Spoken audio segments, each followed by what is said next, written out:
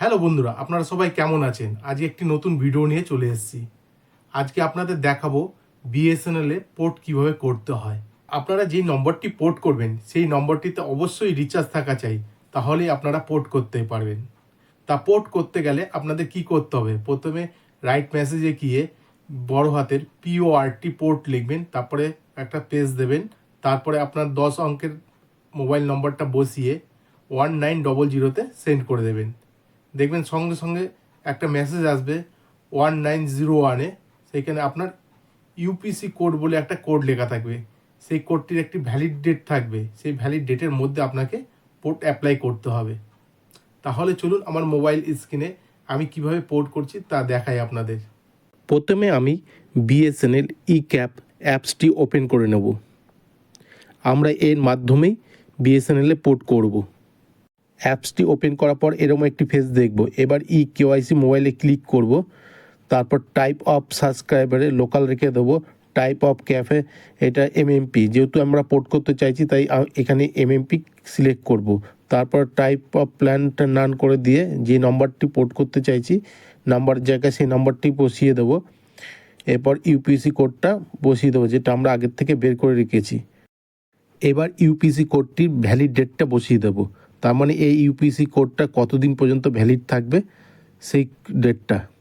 তারপর কানেকশান টাইপে আমরা প্রিপেড করব, ভ্যালিড ডেটে ক্লিক করব। এবার দেখতে পাচ্ছেন একটা পেজ ওপেন হয়েছে। এইখানে একটা যে কোনো বিএসএনএল ব্ল্যাঙ্ক সিম নেব, তার মধ্যে দেখবেন 19 ডিজিটের একটা কোড আছে, সেটা এখানে টাইপ করে সাবমিটে ক্লিক করব। সাবমিট করার পর কনসেন্ট খুলবে, এখানে দু জায়গায় টিক করে প্রসেসে ক্লিক করব।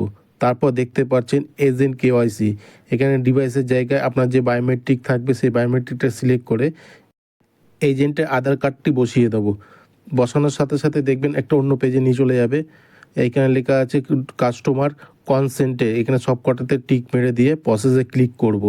সঙ্গে সঙ্গে সাবস্ক্রাইব বা কেএসি পেজটা খুলে যাবে। এখানে বলেছে কাস্টমারের আধার নাম্বার বসাতে হবে। এখানে কাস্টমারের আধার নাম্বারটা বসিয়ে দেব এবং ক্যাপচারে ক্লিক করব। এবার কাস্টমারের ফিঙ্গার স্ক্যান করে নিয়ে অথেন্টিকে ক্লিক করব। দেখতে পাচ্ছেন স্ক্যান হয়ে গেছে সাকসেসফুলি। ওকেতে ক্লিক করলেই কাস্টমারের ফুল ডিটেলস খুলে যাবে। তারপরে এখান থেকে সব চেক করে নেক্সট করব। তারপরে কাস্টমারের একটা ফটো তুলতে হবে। এবার কাস্টমারকে একটা ব্যাকগ্রাউন্ড সাদা জায়গা দাঁড় করিয়ে তাকে ছবি তুলে নেব।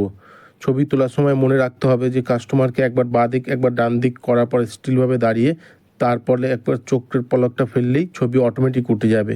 কাস্টমারের ফুল ডিটেলস এখানে খুলে যাবে। ভালো করে চেক করে নেবো, যেই সমস্ত জায়গায় স্টার মার্ক আছে সেগুলোকে ফুল ফিল আপ করবো এবং এখানে একটি অল্টারনেট নম্বর দেবো আর কানেকশান টাইপ 0 করে দিয়ে টার্মস অফ কন্ডিশনে ক্লিক করে নেক্সট করব। তারপর কন্টিনিউতে ক্লিক করব। এবার এজেন্ট ডিক্লারেশন সাবস্ক্রাইবার ডিক্লারেশন এই দু জায়গায় টিক মেরে দেওয়ার পরে এজেন্টের ফিঙ্গার স্ক্যান করব। স্ক্যান কমপ্লিট হয়ে গেলে ওকেতে ক্লিক করব, তারপর প্রসেসে, তারপর সাবমিটে ক্লিক করব। এখানে এপারসি সিলেক্ট করতে হচ্ছে, আমরা এখানে একটা এপারসি সিলেক্ট করে দেবো। আমি এখানে 250 টাকা সিলেক্ট করে নিই। তারপরে কন্টিনিউতে ক্লিক করব। এজেন্টের রিচার্জ এমপিনটা এখানে বসিয়ে দেবো, তারপর সাবমিটে ক্লিক করব। তাহলেই পোর্টিং অ্যাপ্লিকেশানটা কমপ্লিট হয়ে যাবে। ওয়ার্কিং ডে 5 থেকে 7 দিনের মধ্যে আপনার সিমটি চালু হয়ে যাবে।